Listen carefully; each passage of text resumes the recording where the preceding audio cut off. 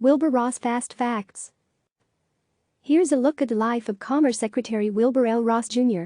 Personal birth date: November 28, 1937. Birthplace: Weehawken, New Jersey. Birth name: Wilbur Lewis Ross Jr.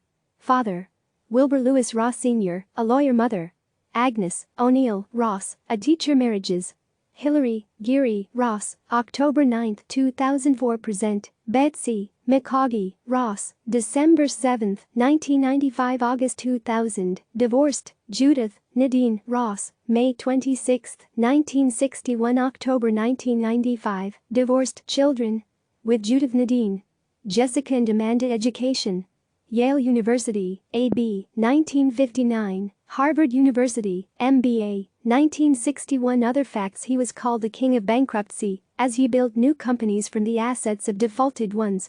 Ross was known for investing in distressed companies in a wide range of industries including auto parts, steel, textiles and financial services.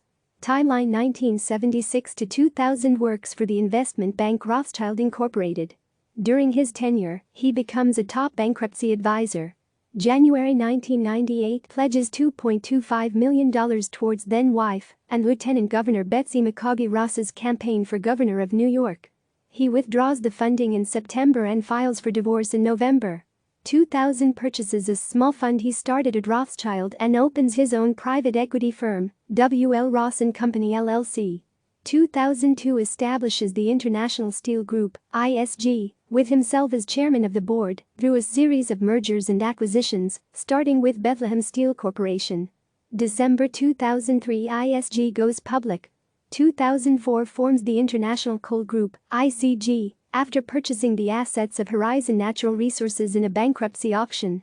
October 2004. Merges ISG with Middle Steel for $4.5 billion. January 2, 2006. 12 miners are killed after an explosion at a West Virginia mine operated by an ICG subsidiary. Families of the dead and Randall McCaughey, the lone survivor, sue ICG and W.L. Ross claiming negligence. All of the lawsuits are settled by November 2011. April 2010. Purchases a 21% stake in Richard Branson's Virgin Money. In November 2011, Ross helps Branson fund a successful bid for the British bank Northern Rock. August 2, 2010, during an interview with Charlie Rose, Ross states that he's fine with higher taxes on the wealthy, as long as the government puts the money to good use. June 2011. Arch Coal Incorporated acquires ICG for $3.4 billion. September 2011. W.L. Ross is one of 5 U.S. and Canadian companies that purchase a 34.9% stake in the Bank of Ireland. Ross's share is reportedly 9.3%.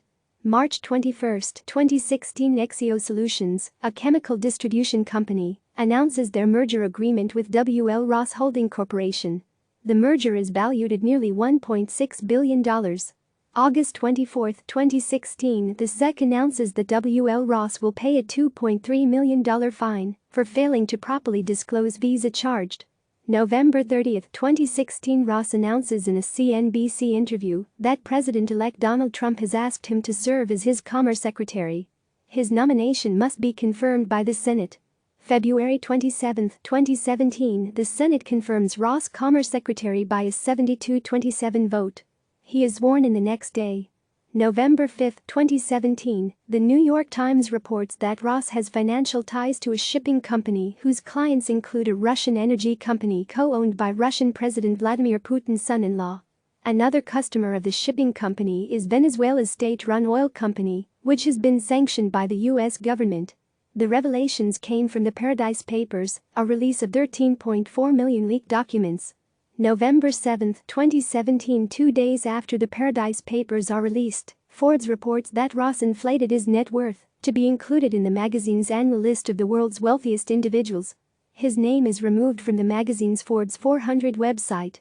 An investigation by the magazine reveals that he has likely been providing inaccurate financial information since 2004. Ross claims that the magazine overlooked trusts for his family while tallying his fortune. March 2, 2018. Ross says the Trump administration's steel and aluminum tariffs won't hurt consumers during an appearance on CNBC. He holds up a can of Campbell's soup as he explains that the price of soup will go up less than a penny due to the tariffs. March 26, 2018, Ross announces that a citizenship question will be added to the 2020 census. July 12, 2018, Ross admits to errors in failing to divest assets required by his government ethics agreement and says he will sell all his stock holdings. The admission comes after the Office of Government Ethics took Ross to task for what it said were inconsistencies in his financial disclosure forms.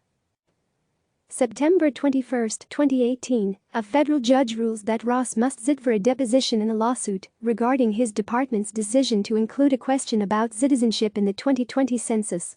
The U.S. Supreme Court later blocks the deposition. December 19, 2018, the Center for Public Integrity reports that Ross failed to sell a bank stock holding within the required time frame after his 2017 confirmation and subsequently signed ethics documents indicating the holding had been sold.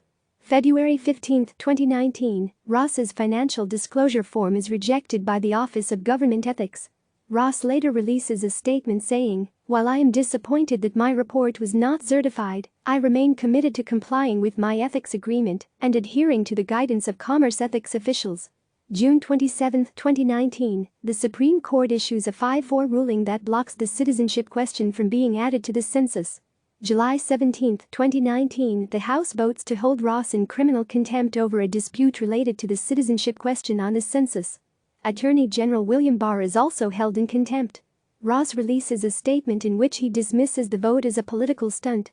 House Democrats never sought to have a productive relationship with the Trump administration, and today's PR stunt further demonstrates their unending quest to generate headlines instead of operating in good faith with our department, Ross says in the statement.